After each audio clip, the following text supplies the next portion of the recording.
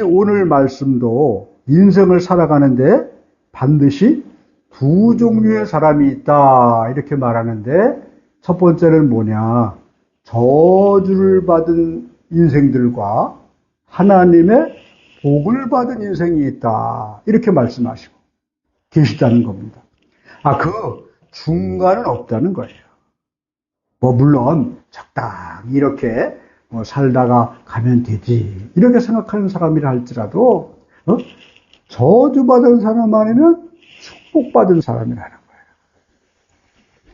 그런데 여러분, 우리 인간의 기본적인 그 속성은 뭡니까?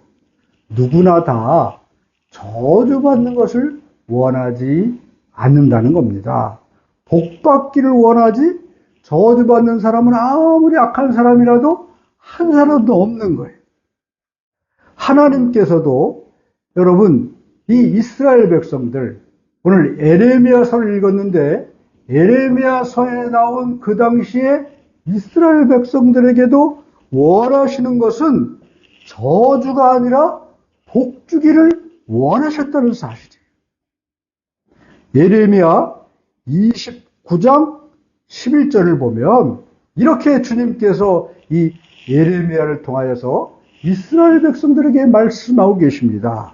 뭐라고 말씀하시냐 하면, 여호와의 말씀이니라. 너희를 향한 나의 생각을 내가 아나니 평안이요 재앙이 아니니라. 너희에게 미래와 희망을 주는 것이니라. 지금 여러분, 이스라엘 나라는요 망해가고 있는 나라예요. 정말 이스라엘 백성들은 지금 북쪽으로는 바벨론이라는 나라에 의해서 계속 침공을 받고, 남쪽은 애굽이라는 나라로 인해서 계속 이렇게 침공을 받고, 그 중간에서 가장 약한 나라로 옴짝달싹 못하던 그런 상황이었어요. 그런 상황임에도 불구하고 하나님은 이 이스라엘 백성들에게 주시기를 원하시는 것은 평안이요 축복이라고 말씀하고 계십니다. 사랑하는 우리 성도 여러분, 우리 상황이 어떠하든, 우리의 모습이 어떠하든, 우리의 환경이 어떠하든 늘 하나님이 저와 여러분에게 원하시는 것이 있다면 그것은 뭐냐? 하나님의 평안이요 하나님의 복을 우리에게 주시길 원하신다는 사실을 이 시간 분명히 깨달을 수 있기를 예수님의 이름으로 간절히 축원합니다. 오늘 말씀은 두 가지를 말씀하고 있어요. 첫 번째는 저주받은 백성, 두 번째는 복받은 백성.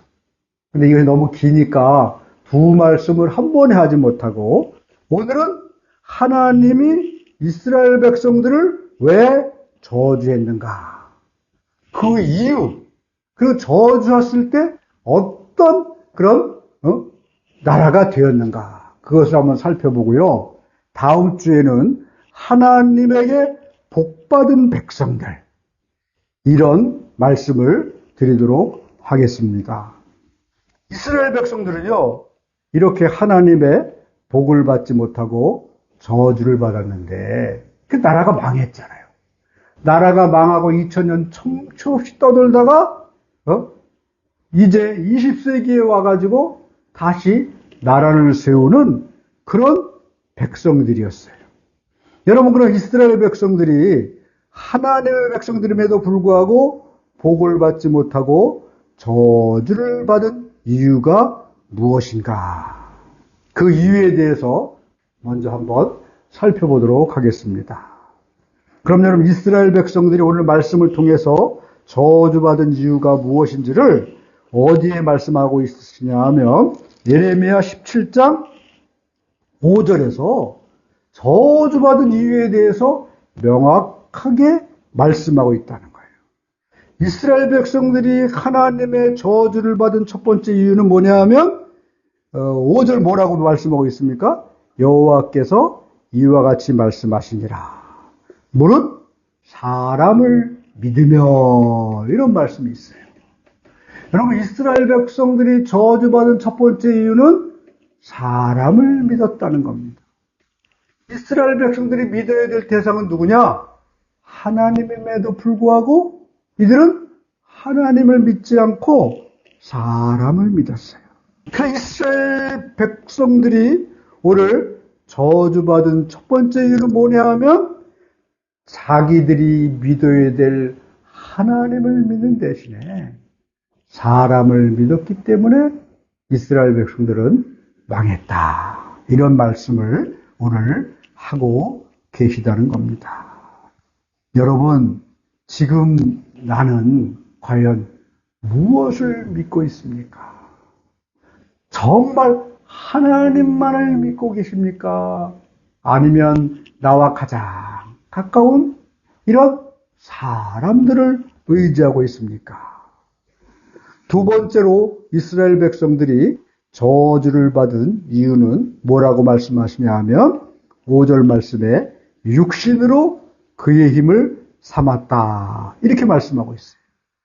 육신으로 그의 힘을 삼았다. 이런 의미는 뭐냐? 하나님 없이도 내가 살 수 있다는 거예요. 이스라엘 백성들의 가장 큰 문제가 뭐였냐 하면 이들이 제일 먼저 찾아야 될 게 무엇이냐는 거예요. 제일 먼저 찾아야 될 게 나의 힘이나 나의 능력이나 나의 권세가 아니라 바로 하나님을 먼저 찾아야 되는 거였습니다. 하나님을 찾을 때 하나님께서 그 사람에게 은혜를 주시고 하나님께서 그 사람에게 힘을 주시는 거지. 여러분, 세상에 누가 자기 스스로의 힘으로 무슨 일이든지 할 수 있겠습니까? 세 번째로 뭐냐? 이들은 여러분 뭐라 그러십니까? 여호와에게서 떠난 사람들이었다. 이스라엘 백성들이요. 저주받은 이유가 이렇게 5절은 말씀하고 있어요. 이스라엘 백성들이 처음에 이 애굽에서 종살이 하다가 모세의 도움으로 이 애굽을 탈출해서 홍해를 지나 가나안 땅으로 들어갑니다. 들어가기 전에 이스라엘 백성들과 하나님은 약속을 했어요. 출애굽기 6장 7절을 보면 뭐라고 약속을 했냐 하면 내가 너희를 내 백성으로 삼고 나는 너희의 하나님이 되리니 나는 애굽 사람의 무거운 짐 밑에서 너희를 빼낸 너희의 하나님 여호와인 줄 알리라. 약속을 했다는 거죠. 나는 너희의 하나님이 되고 너희는 내 백성이 되리라. 사랑하는 성도 여러분, 우리가 약속을 왜 합니까? 약속은 지켜지라고 약속하는 거예요. 약속을 깨는 사람은 그야말로 여러분 범죄를 저지른 것 같은 거잖아요. 여러분, 특별히 십계명 중 두 번째 계명은 이렇게 말씀하고 계십니다.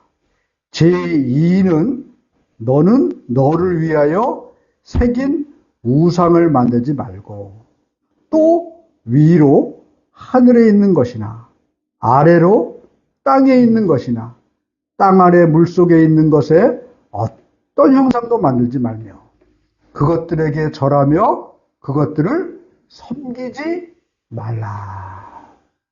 여러분, 우상이라는 게 다른 게 아니에요.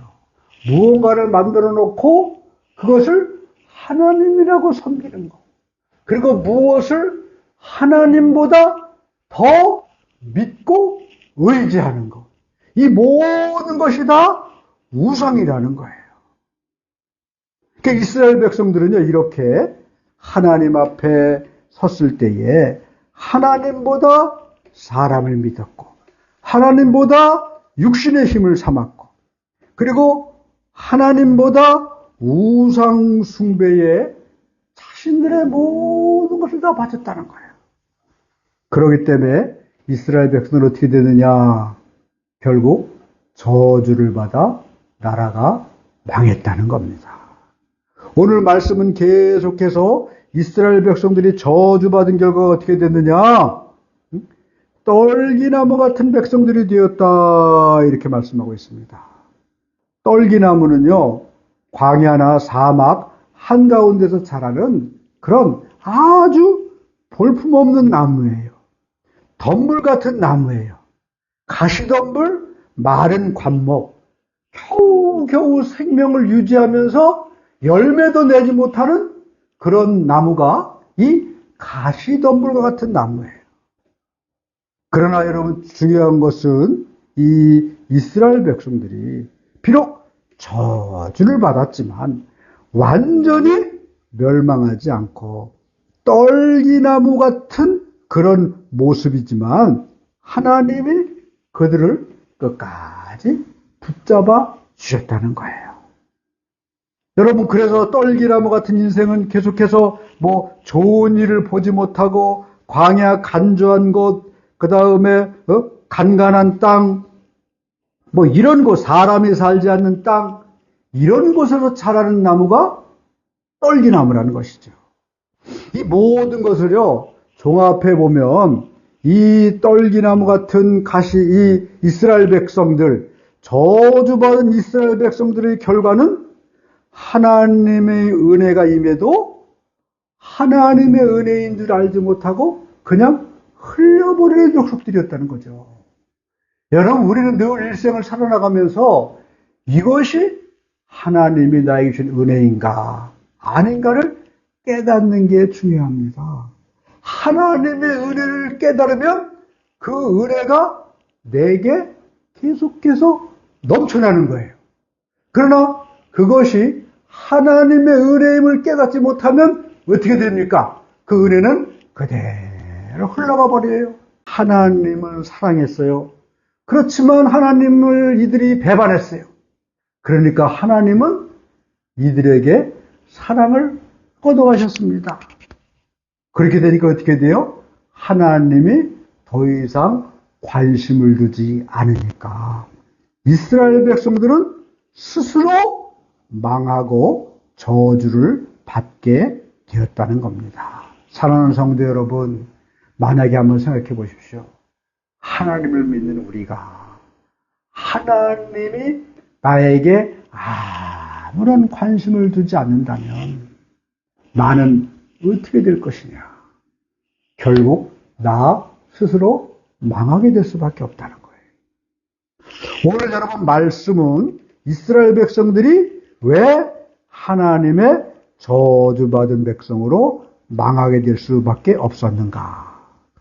이 말씀을 통해서 깨달을 수 있기를 예수님의 이름으로 축원합니다. 깨달으면 시작되는 거예요. 이스라엘, 저주받은 이스라엘의 모습을 통해서 나 자신을 돌아보고, 여러분, 내 인생이 앞으로 남은 인생, 저주받은 인생이 아니라 하나님의 복받은 인생으로 살아가실 수 있기를 예수님의 이름으로 간절히 축원합니다. 아멘.